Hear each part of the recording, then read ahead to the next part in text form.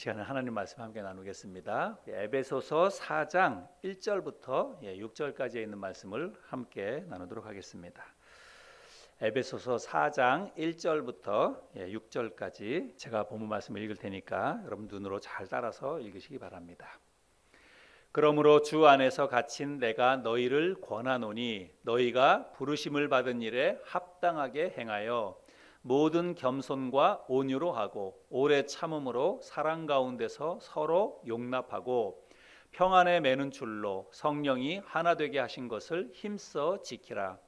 몸이 하나요 성령도 한 분이시니 이와 같이 너희가 부르심의 한 소망 안에서 부르심을 받았느니라. 주도 한 분이시요 믿음도 하나요 침례도 하나요 하나님도 한 분이시니 곧 만유의 아버지시라. 만유 위에 계시고 만유를 통일하시고 만유 가운데 계시도다. 아멘. 여러분, 뭉치면 살고 흩어지면 죽는다, 이 말 많이 들어보셨죠?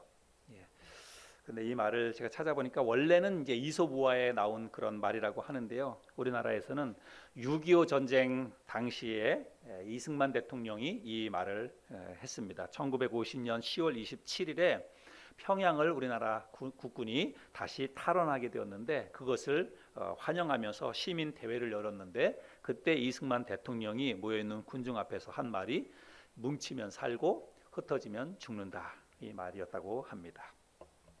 그 이후로 사회 통합과 사회 연대가 필요한 곳에서는 어떤 곳에서든지 여러 단체에서 이 말을 이제 많이 인용을 했지요. 그런데 꼭 1년 전에 정은경 질병관리본부장이 2020년 8월 30일에 대국민 담화문을 발표하는데 그 발표하면서 이렇게 이야기를 합니다. 이렇게 바뀌었습니다. 바로 흩어지면 산다. 정은경 질병관리본부장이 코로나19 시대에 연대하는 방법을 한마디로 표현했습니다. 모두가 흩어지는 것. 코로나19 시대에 연대하는 방법은 모두가 흩어지는 것이며 사람 간 거리를 두는 것입니다. 반복해서 강조 말씀을 드리지만 사람 간의 접촉을 줄이는 것 이외에 지금의 유행을 통제할 수 있는 방법은 없습니다. 뭉치면 살고 흩어지면 죽는다, 우리가 그렇게 알고 있었는데 이제는 흩어지면 산다, 이렇게 이야기를 하고 있습니다. 어찌 보면 참 씁쓸하고 정말 삭막한 그런 상황이라고 생각이 됩니다. 그래서 지금은 우리 모두가 다 흩어질 것을 강요받고 있습니다. 직장에서도, 또 가정에서도, 식당에서도, 결혼식장에서도, 장례식장에서도 모두가 다 모이지 말라고, 가급적이면 모임을 피하라고 이야기하고 있고, 모이더라도 서로 떨어져 앉으라고. 그래서 지금도 이렇게 뚝뚝 떨어져 이렇게 앉아 있지요. 지난 주간에 아주 안타까운 소식이 하나 있었는데 우리 친교권에 아프리카 가나에서 선교하시는 선교사님이 계십니다. 아프리카 가나는 우리나라에서 가려면 비행기 몇 번 갈아타고 16시간, 17시간 이렇게 가는 지역인데 그 나라에 가서 선교하는 그런 우리 선교사님이 계셨는데 그 선교사님의 아버님이 소천을 하셨어요. 이제 소천하신다는 소식을 듣고 부랴부랴 열 몇 시간을 억지로 해서 이제 한국에 오셨는데 외국에서 한국에 들어오면 뭐 해야 돼요? 자가격리해야 되잖아요. 그래서 자가격리하는데 계속해서 이제 아버지 임종을 보게 해달라고 뭐 여기저기 뭐 관계된 부처에다 계속 이렇게 이야기를 했는데 결론적으로는 안 된다는 것입니다. 그래서 결국은 아버지 임종도 지켜보지 못하고 장례식도 결국은 참석하지 못하고 이런 상황이 되었다는 것입니다. 정말 너무나 비극적이고 너무나 안타까운 그런 일들을 우리가 지금 너무 많이 겪고 있습니다. 그런데 사실은 이렇게 흩어지면 산다라고 하는 이것은 비정상적인 그런 상황입니다. 우리 사람은, 인간은 사회적 동물이다, 이런 말 하잖아요. 그래서 우리는 누군가 살을 비비고 함께 따뜻한 온기를 느끼고 그래야 살 수 있는 존재가 우리 사람이에요. 혼자 똑 떨어져 가지고 어디 이렇게 외딴 데서 있으면 사람은 외로워서 살지 못합니다. 그래서 내 주위에 있는 사람과 함께 어울려서 이야기하고 또 살을 부딪히고 그렇게 하면서 정을 나누면서 사는 게 우리 사람인데 지금 우리가 그것을 지금 하지 못하고 있습니다. 이것은 아주 굉장히 불행한 일이기도 하고 비정상적인 상황이라고 하는 것입니다. 그래서 우리 가정도 모임을 우선적으로 하는 것이고, 또 우리 교회도 그렇고 사회도 그렇고 국가도 그렇고 사람들이 모여야 뭔가 일이 이루어지고 우리가 삶을 유지할 수 있는데, 지금은 기본적으로 우리 이런 공동체 이런 것들이 어떤 그 기준 가치들이 지금 무너지고 있는 세상 속에서 우리가 살아가고 있습니다. 우리가 지금 주일마다 에베소서 말씀을 시리즈로 계속 나누고 있는데 오늘 벌써 4장째 되었네요. 이 제가 에베소서 말씀 시리즈 설교를 시작하면서 큰 제목을 제가 뭐라고 붙였습니까? 함께 지어져가는 교회. 그래서 함께 지어져가는 교회, 우리가 함께 교회를 세워나가야 됩니다, 이런 타이틀로 말씀의 제목을 붙이고 설교를 지금 나누고 있는데, 사실은 함께라고 하는 말, 그리고 서로라고 하는 말, 이 말은 굉장히 아름다운 말이에요. 그리고 우리 사회 곳곳에서 이 단어가 정말 꼭 필요한 그런 사회입니다. 함께, 서로, 이거 너무 아름다운 말이잖아요. 그러나 오늘날은 이 함께 혹은 서로 이 말이 가장 경계해야 될, 그런 가장 피해야 될 그런 말이 되었다고 하는 것입니다. 가족끼리 식당에 밥 먹으러 가도 뭐 4명 이상이면 지금은 함께 할 수 없어요.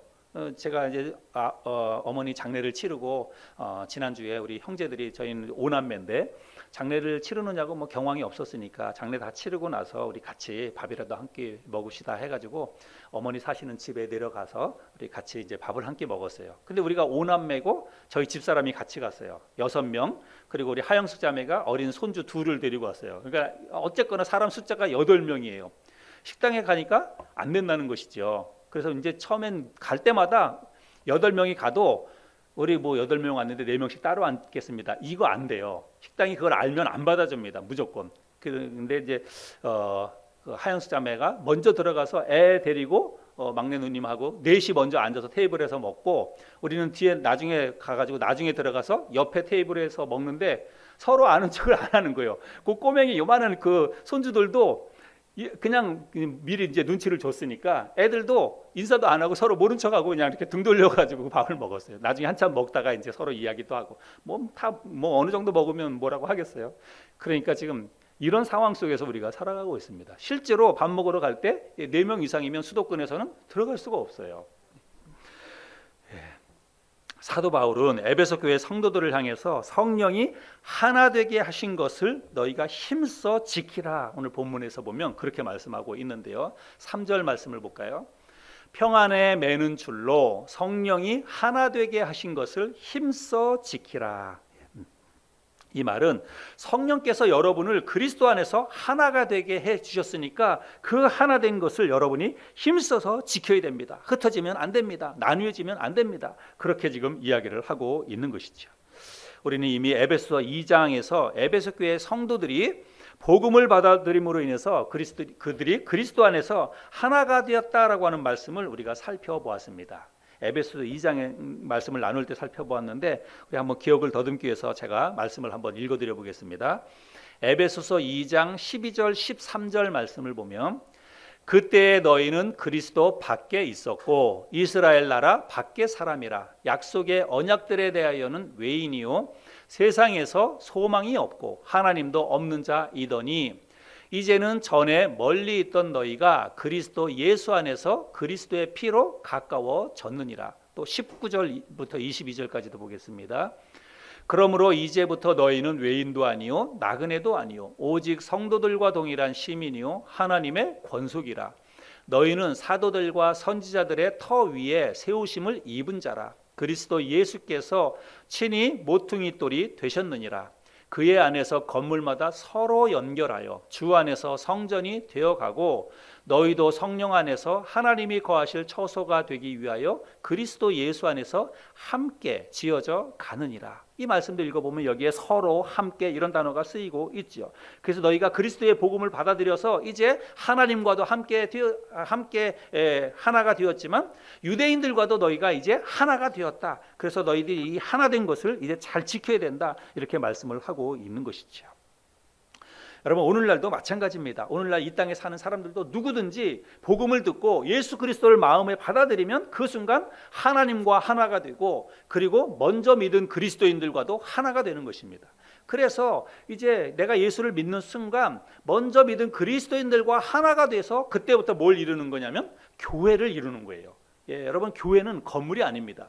예수 믿는 사람들이 한 사람 두 사람 모여서 그 사람들의 모임 자체가 교회인 거예요.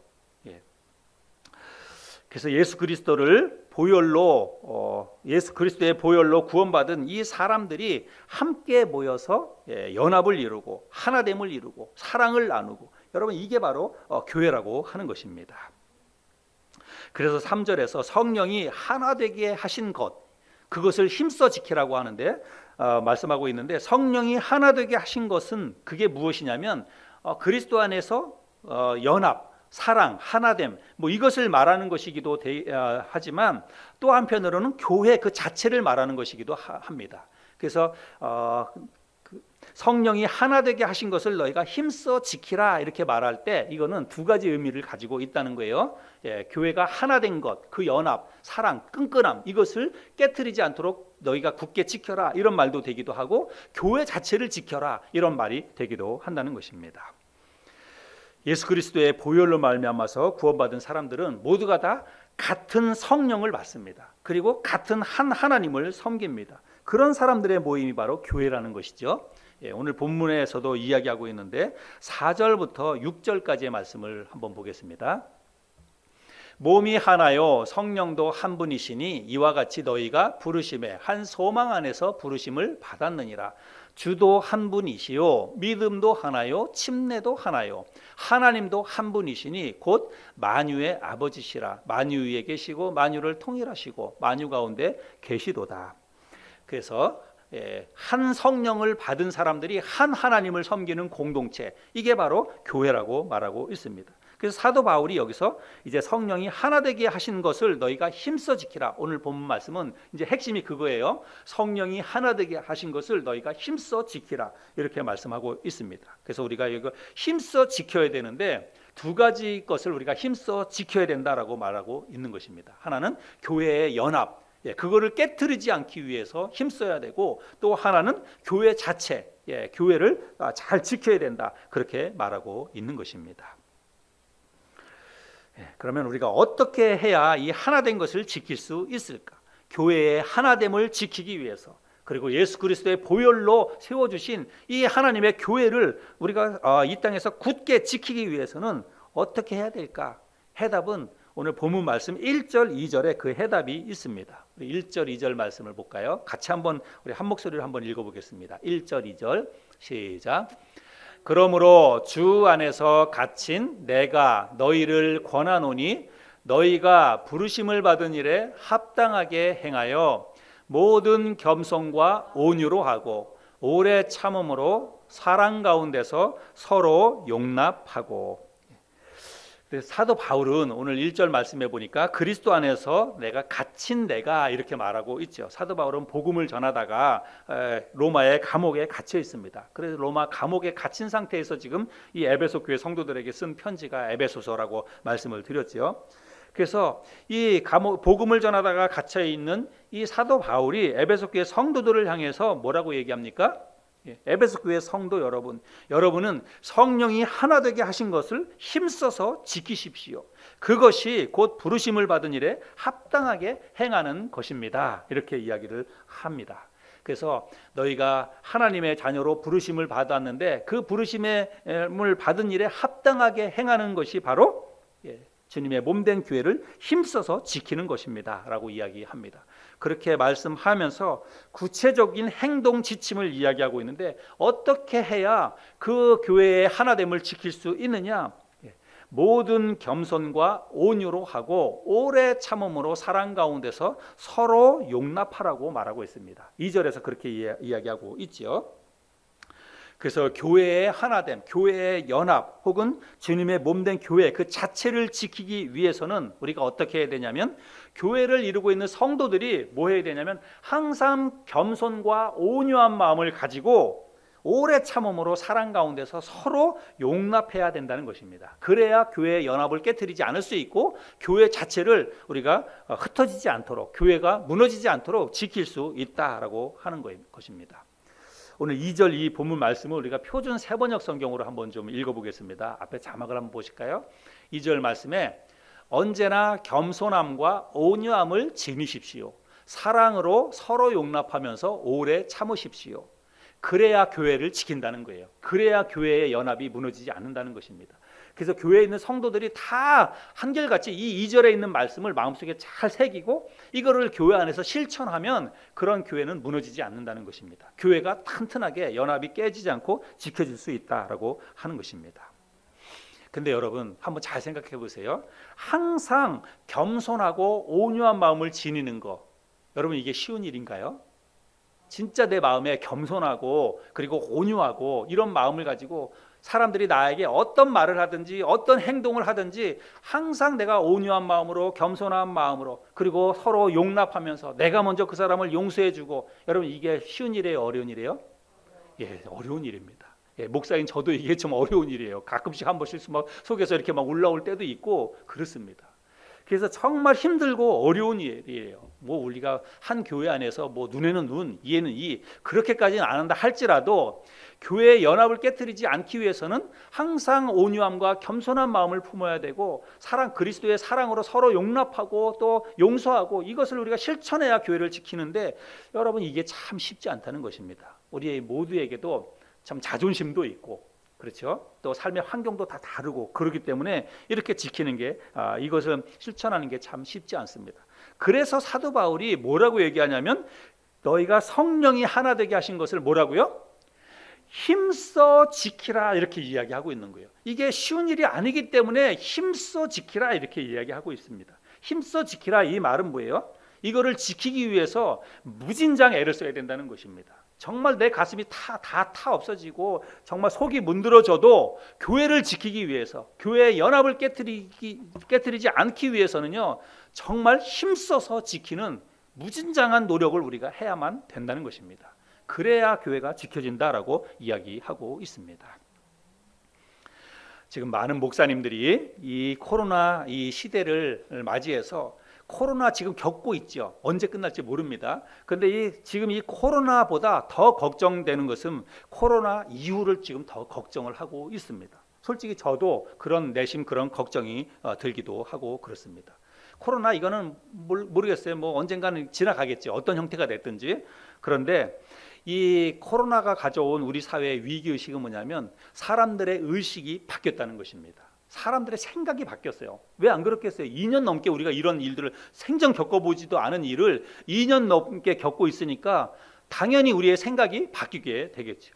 어떻게 바뀌었냐면 제가 서두에도 말씀드렸잖아요. 기존에는 우리가 함께 서로 뭐 이렇게 함께 나누면서 어울리면서 부딪히면서 뭐 하나가 되고 연합이 되고 이런 것들을 사회의 보편적인 가치로 아주 중요한 그런 핵심 그 가치로 우리가 여기고 살았단 말이죠. 근데 코로나를 겪으면서는 이제는 흩어져야 된다. 그리고 서로 멀리 떨어져야 된다. 뭐 이렇게 함께 어울려서 뭘 하는 거는 하면 크게 뭐 그러다가 혹시 또 코로나 또 걸리는 거 아닌가. 사람들이 이제 이런 생각들을 잘 하게 됐다는 것입니다. 그래서 우리가 나도 모르는 사이에 내 마음속에 이제는 사람들과 거리 두기를 하고 교회 안에서도 성도들과도 이런 것들이 자연스럽게 사람들의 그 마음속에 배이게 되었다는 것입니다.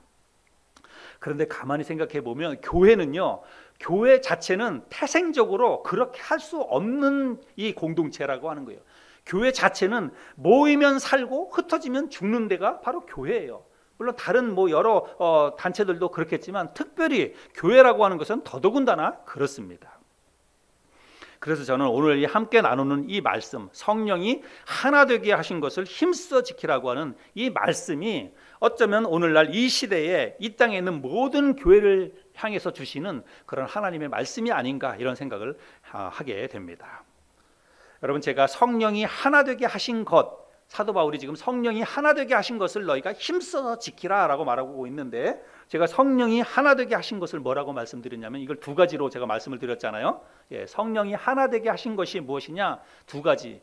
하나는 교회의 연합, 사랑, 하나됨.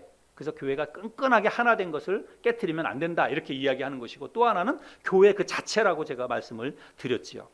그런데 오늘날은 이 코로나를 겪으면서 이 두 가지 것이 다 심각한 지금 위협을 받고 있다라고 하는 것입니다.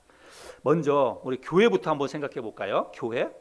여러분, 교회는 누가 뭐라 해도 교회 자체는 모임을 전제로 한 공동체입니다. 그렇죠? 예. 교회라고 하는 이 말 자체를 보세요. 교회라고 하는 말은 가르칠 교자와 모일 회, 이거를 이제 한자로 그래서 교회라고 하는 것입니다.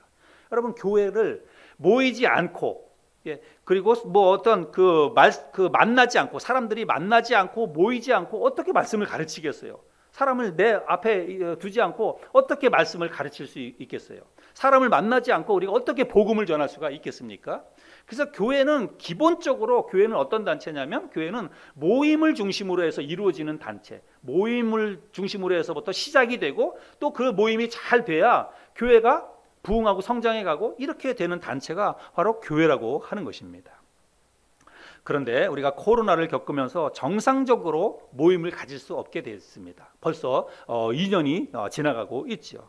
심각한 것은 코로나가 언제 끝날지 모른다는 것입니다.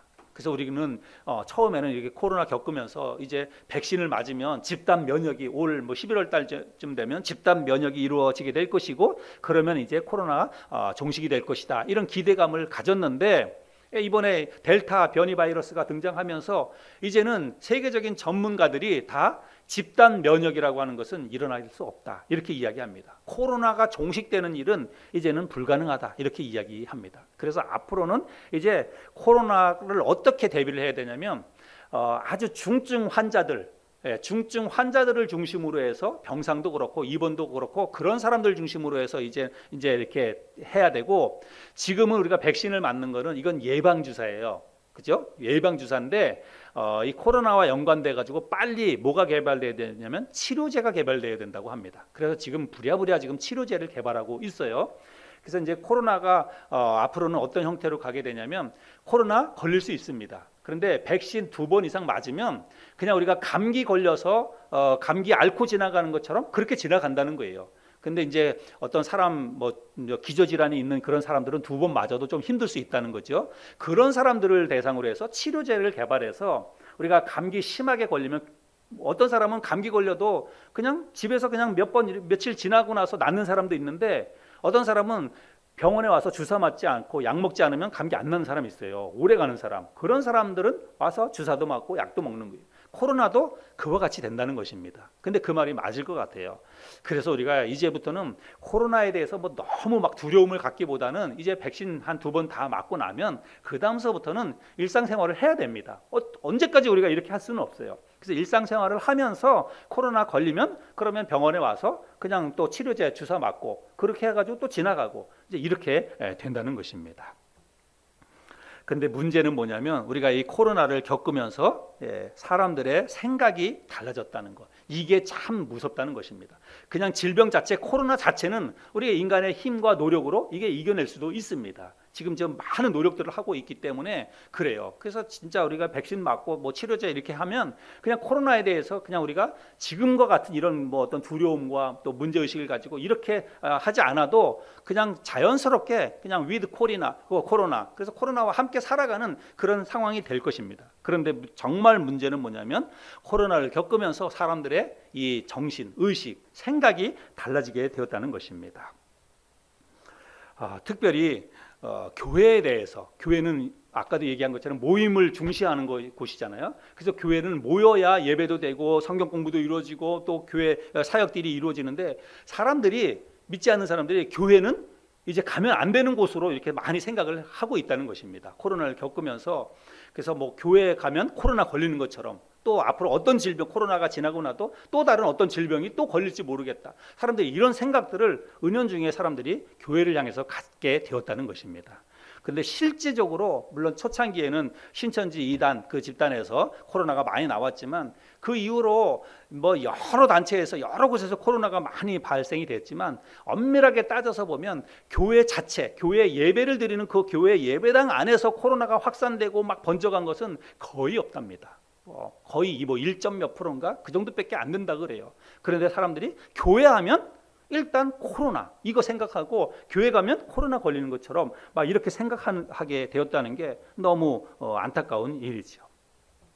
그런데 사실은 믿지 않는 사람들이 교회에 대해서 이렇게 부정적인 생각을 갖는 거 이거는 그렇게 제가 볼 땐 별 문제가 되지 않는다고 생각합니다. 여러분 세상에 안 믿는 사람들이 뭐 언제는 뭐 교회에 대해서 뭐 좋은 생각을 했습니까? 교회에 뭘 늘 부정적인 그런 생각들을 가지고 있었지요.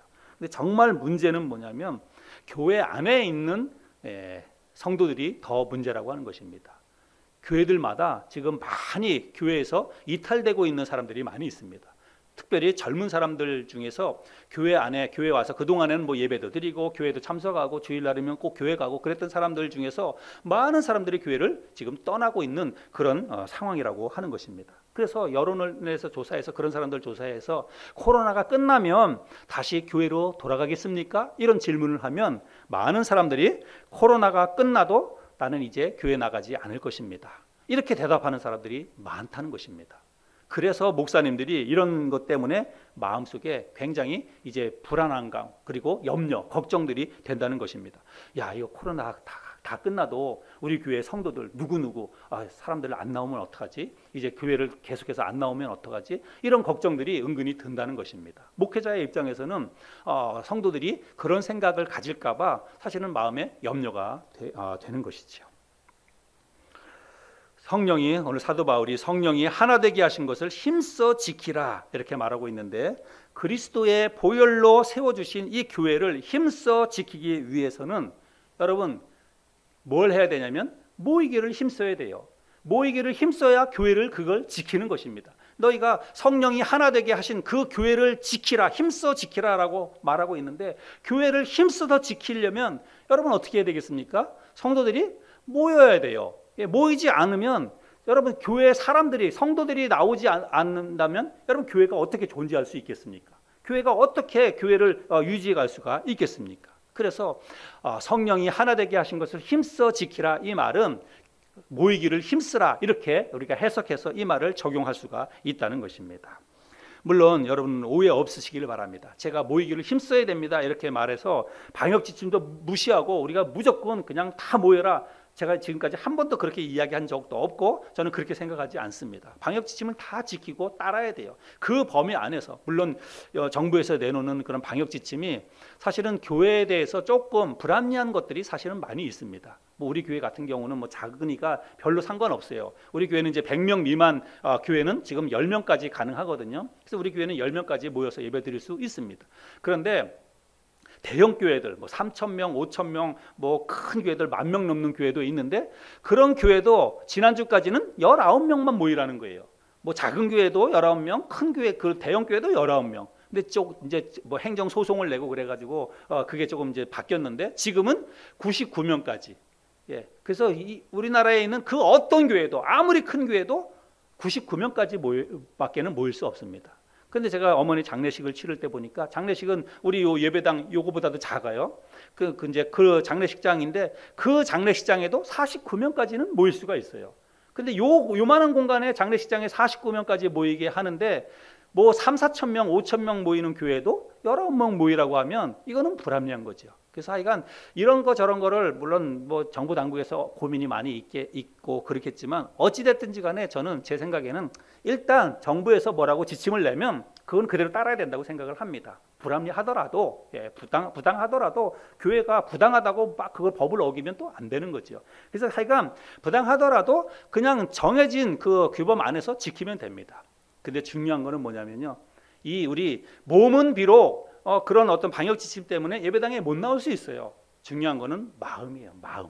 우리가 이 코로나를 겪으면서요. 사람들의 마음이 달라졌다 제가 그랬잖아요. 생각이 달라지고 마음이 달라져서 이제는 웬만하면 뭔가 조그만 일이 있으면 그냥 교회를 쉽게 안 나가는 것입니다. 그냥 집에서 온라인으로 예배드리면 되지. 이제는 막 온라인 예배가 보편화됐으니까 우리 같이 작은 교회도 온라인 예배 하잖아요. 지금 스마트폰 가지고 이렇게 예배드리는 거 제가 여기 스마트폰 틀어놨는데 스마트폰 가지고 똑같이 집에서도 예배드립니다. 그러니까 사람들이 이제 교회 나가서 예배드리는 것보다 뭐 개인적인 뭔가 일이 있으면 아예 그냥 이제 온라인으로 예배드리면 되지 하고 온라인으로 예배드리는 그런 세상이 되었다는 것입니다. 여러분 근데 너나 없이 그런 생각을 가져봐요. 그러면 교회가 어떻게 되겠습니까? 이건 불을 보도 뻔하는 것입니다. 그래서 성령이 하나 되게 하신 것, 그 교회를 힘써 지키라, 이 말은 뭐냐면 모든 성도들, 그리스도인 한 사람 한 사람을 향해서 하나님이 모이기를 힘쓰라, 그래야 교회가 지켜진다, 이렇게 말씀하고 있다라고 하는 것입니다. 그래서 저와 여러분들이 지금은 비록 우리가 몸으로 힘써서 모일 수 있는 그런 환경이 되지 못하지만 마음만으로라도 우리가 교회에서 멀어지면 안 됩니다. 내가 늘 우리 교회를 사랑하고 교회를 위해서 기도하고, 내가 이 코로나 때문에 못 나가지만 코로나 좀 잠잠해지면 내가 정말 열심히 더 교회에 나가겠다, 이런 생각들을 가져야만 된다는 것입니다. 또 하나, 제가 성령이 하나 되게 하신 것이 뭐라고 말씀을 드렸냐면 교회의 연합이다. 사랑, 하나됨, 그 교회가 끈끈하게 연합되고 하나가 되기 위해서 너희가 힘써 그것을 지키라라고 말하고 있습니다. 그리고 구체적인 행동 지침도 말씀을 하셨는데 뭐라고 얘기하냐면 모든 겸손과 온유로 하고 오래 참음으로 사랑 가운데서 서로 용납해야 교회가 연합됩니다. 교회가 하나가 됩니다. 그렇게 이야기를 하고 있습니다. 교회는 여러분 10사람이 모이면 생각이 10사람이 다 달라요.